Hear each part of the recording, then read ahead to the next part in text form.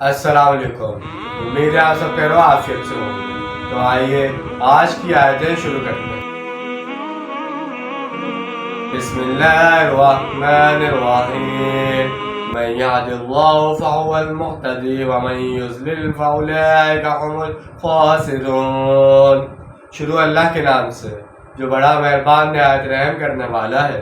جس سے اللہ ہدایت دیتا ہے وہی ہدایت یافتہ ہوتا ہے، اور جنہیں وہ گمراہ کر دے تو وہی لوگ تباہ ہونے والے ہیں۔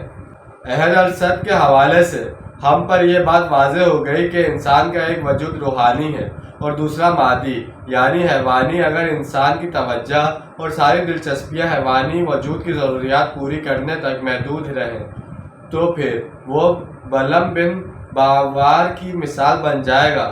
یہ انفرادی سطح پر بھی ہو سکتا ہے اور قومی اور اجتماعی سطح پر بھی۔ اس زمن میں حکومت قرآنی کا تیسرا نکتہ اگلی آیت میں بیان ہو رہا ہے کہ انسانوں میں سے اکثر وہ ہیں جو صرف اپنے حیوانی جسم کی پرورش میں مصروف ہیں۔ وہ اگرچہ بظاہر تو انسان ہی نظر آتے ہیں مگر حقیقت میں حیوانوں کی سطح پر زندگی بسر کر رہے ہیں۔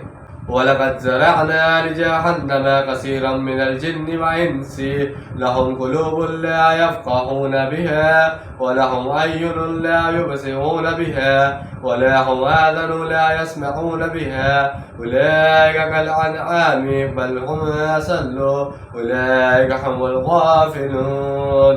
اور ہم نے جہنم کے لیے پیدا کیے ہیں بہت سے جن اور انسان۔ ان کے دل تو ہیں لیکن ان سے غور نہیں کرتے، ان کی آنکھیں ہیں مگر ان سے دیکھتے نہیں، اور ان کے کان ہیں لیکن ان سے سنتے نہیں۔ یہ چوپاہوں کی مانند ہے بلکہ ان سے بھی گئے گزرے ہیں۔ یہی وہ لوگ ہیں جو غافل ہیں۔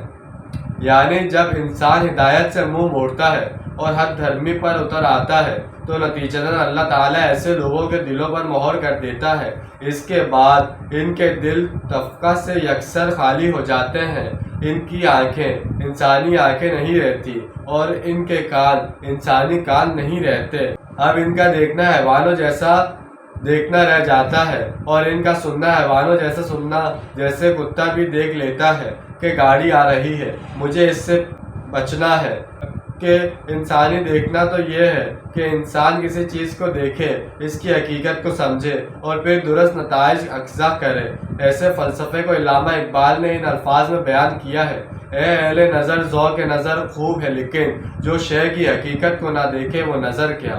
یعنی دوسری طرح کا دیکھنا سیکھو، دوسری طرح کا سننا سیکھو۔ وہ دیکھنا جو دل کی آنکھوں سے دیکھنا جانتا ہے اور وہ سننا جو دل سے سننا جاتا ہے۔ لیکن جب ان کے دلوں پر اور ان کے کانوں پر مہر ہو گئی اور ان کی آنکھوں پر پردے ڈال دیے گئے تو اب ان کا حال یہ ہے، چوپایوں کی مانند ہے بلکہ ان سے بھی گئے گزرے ہیں۔ ایسے لوگوں کو چوپاہوں سے بدتر اس لیے کہا گیا ہے کہ چوپایوں کو تو اللہ تعالیٰ نے پیدا ہی کم تر سطح پر کیا ہے، جبکہ انسان کا تخلیقی مقام بہت اعلیٰ ہے۔ لیکن جب انسان اس اعلیٰ مقام سے گرتا ہے تو پھر وہ نہ صرف شرف انسانیت کو کھو دیتا ہے بلکہ جانوروں سے بھی بدتر ہو جاتا ہے۔